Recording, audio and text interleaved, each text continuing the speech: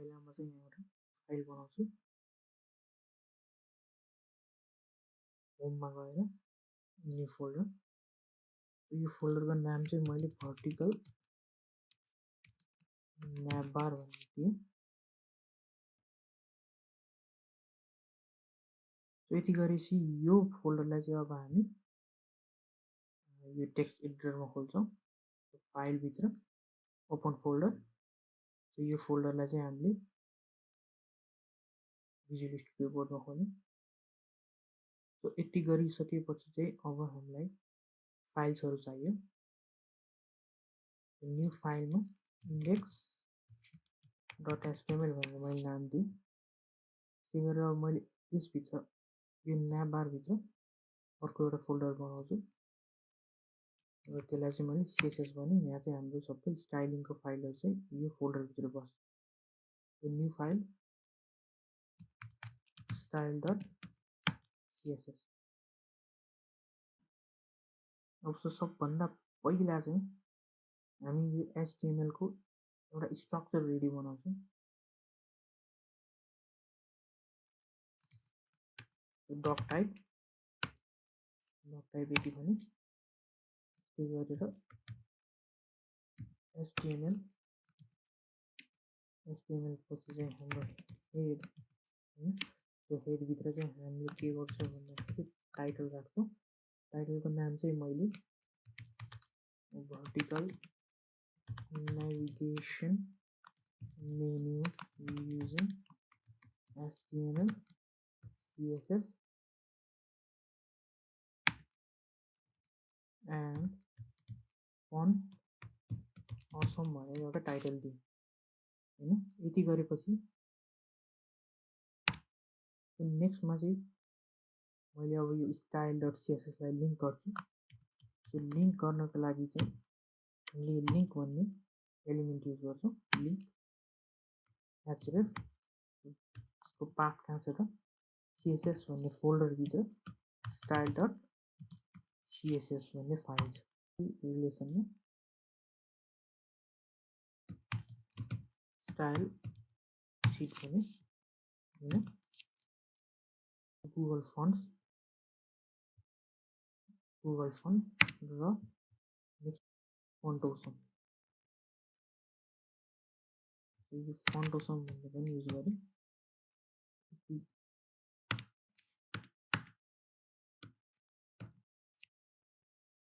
गरेर यो हाम्रो हेडर पार्ट चाहिँ रेडी भयो हैन मेन भनेको हाम्रो बडीको सेक्सन यो बडीको सेक्सनमा ओपनिङ र क्लोज भयो यहाँ एउटा डिभ बनाउँछु डिभको नाम चाहिँ नेभिगेसन मेनु यहाँ अब हामीलाई मेनु चाहियो भने चाहिँ हामीले के गर्छौं त भन्दाखेरि कपल अफ एंकर ट्याग्सहरु युज गर्छौं हैन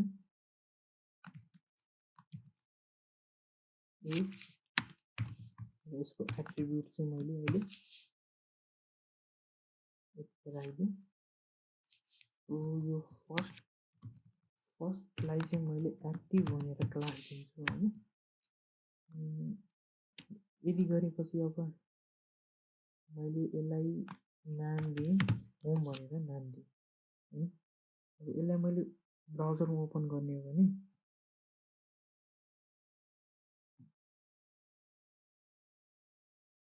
सो हाम्रो आउटपुट चाहिँ यस्तो आयो हैन अब मलाई चाहिँ यसमा आइकन पनि चाहियो त्यसको लागि चाहिँ हामीले के गर्छौं त भन्दाखेरि यहाँनिर मैले आई भन्ने एलिमेन्ट युज गर्छु र यसको नाम दिन्छु म यसलाई क्लास fa होम भनेर यति गरेपछि चाहिँ अब हाम्रो के हुन्छ त भन्दा एकचोटि फेरि हेरौँ अब यहाँ चाहिँ एउटा होमको आइकन आयो हैन त्यस्तै गरी अब अर्को बनाउँछौं अर्को भने त्यस्तै गरी यसमा मैले आई गरेँ अर्को क्लास गरेँ fa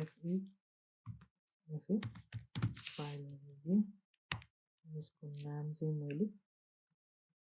अबाउट भनेर बनाएँ हैन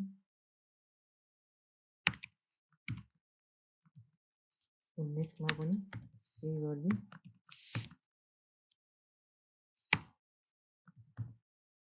आई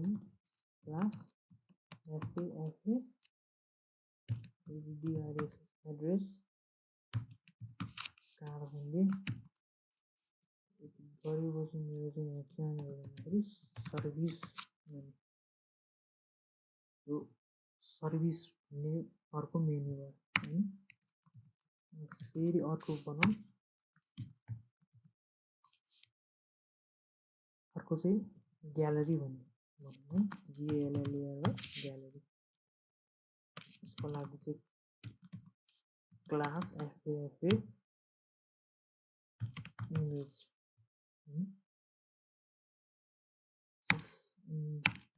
फाइनल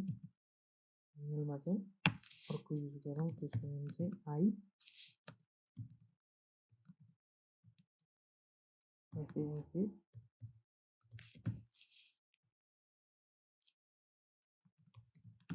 कन्ट्याक्ट है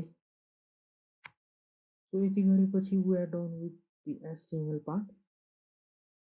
हाम्रो HTML को स्ट्रक्चर दिने काम चाहिँ सक्यो अब चाहिँ हामी स्टाइलिङहरु गर्छौं सो एक्चुअली मैले यसलाई हेर्ने हो भने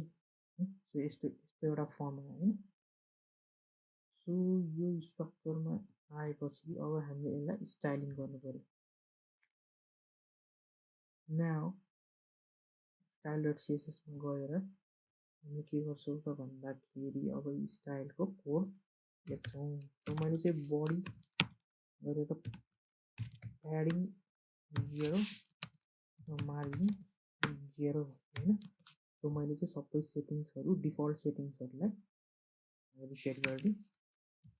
सो नेभिगेसन मेन्यु भनेर हामीले यहाँ डिप बनाएको छौं हैन यसलाई चाहिँ मैले के गर्छु त भन्दाखेरि यसलाई एउटा ब्याकग्राउन्ड कलर दिउँ ब्याकग्राउन्ड कलर चाहिँ 555 भनेर दिउँ सो यति गर्न साथ के भयो त हाम्रो के भयो ब्याकग्राउन्ड कलर आयो हैन सो यति गरेर ब्याकग्राउन्ड कलर आयो सो सानो गरौँ हैन सायद देखिन्छ यहाँ यति गरेपछि यस्तो गरौँ यो विन्डोमा यसलाई यो विन्डोमा देखाइदिउँ ल है सँगसँगै चेन्ज पनि हुन्छ ब्याकग्राउन्ड कलर दिएँ अब चाहिँ यसलाई मैले हाइट पनि दिन्छु यो चाहिँ हाइट चाहिँ मैले 100 VH दिएँ सो यसले यति गरेपछि चाहिँ यसले यो स्क्रिनको यो भर्टिकल हाइट लियो हैन अब म यसलाई विड्थ पनि दिन्छु विड्थ यो विड्थ मैले यसलाई 173 पिक्सल दिएँ यति गरी के भयो त यसको विड्थ 173 पिक्सल भयो नेट नेभिगेसन मेन्युको अब चाहिँ हामी के गर्छौं त भन्दाखेरि यो एंकर ट्यागलाई डेकोरेट गर्छौं जस्तै यहाँनिर अन्डरलाइनहरु छ कलर पनि मिलेको छैन अब नेभिगेसन मेन्युको ए भनेर मैले यसको सुरुमा चाहिँ मलाई त्यो अन्डरलाइन चाहिएन अन्डरलाइन नचाहेपछि मैले के गर्छु टेक्स्ट डेकोरेसन नन भन्दिए नन गर्ने बित्तिकै के भयो त सबै अन्डरलाइनहरु हट्यो हैन के हट्यो जुन मैले यसलाई जुम गराउँ त यसलाई मैले जुम गर्दिए हैन सो यो पनि देखिन्छ यति यो पनि देखिन्छ हैन अब मलाई चाहिँ कस्तो हुनु पर्यो भन्दाखेरि यो सबै यो भर्टिकली आउनु पर्यो अहिले त यहाँ के भइराछ त एकपछि अर्को गर्दै आइराछ नि त मलाई चाहिँ यो के हुनु पर्यो सबै भर्टिकली आउनु पर्यो त्यसको लागि चाहिँ हामीले डिस्प्ले भन्ने CSS प्रपर्टी युज गर्छौं डिस्प्लेमा मैले ब्लक गर्दिए सो ब्लक गरिदिएपछि के भयो त यसले हामीलाई भर्टिकली लियो हैन भन्छ यसले यो पुरै विड्थ चाहिँ कभर गर्यो सो यति गरेपछि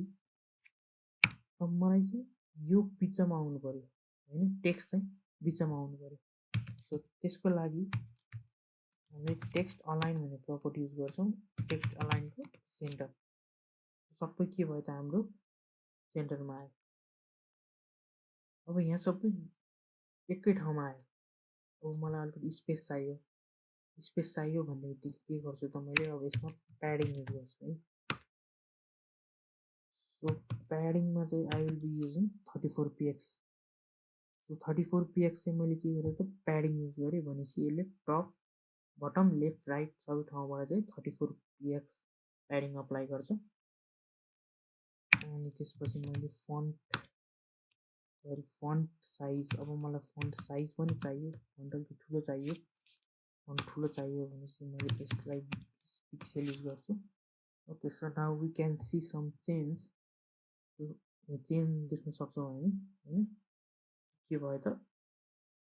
यस्तो होइन। सो यहाँ अलिकति जुम गरेको भएर त्यस्तो देखियो होइन। म एकचोटि फेरि जुम भयो त यता कसो गर्ने, यो जुम हटाइदिएँ होइन, यति जुम यति हटाइदिएँ। यति गरेपछि चाहिँ मलाई अब फन्ट साइज पनि हाम्रो 20 पिक्सेल भयो होइन। अब हामीले अघि त्यहाँ गुगल फन्ट युज गरेको थियौँ, गुगल फन्टको रोबोटो भन्ने युज गरेको होइन, ROBO त्यो Roboto sans serif। Okay, so sans serif भन्ने युज गऱ्यौँ। सो अब हाम्रो फन्ट पनि चेन्ज भयो।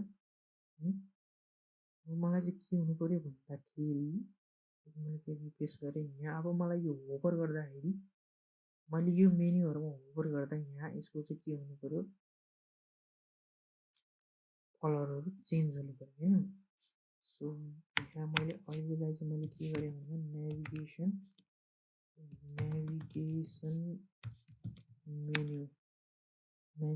मेन्युको यसलाई होभर गर्दाखेरि SVR होभर गर्दा मैले ब्याकग्राउन्ड कलरमा कलर यति गरेपछि मेरो यो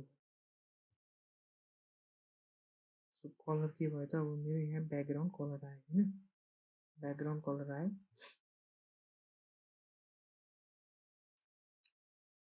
सो मैले होभर गर्ने बित्तिकै अलिकति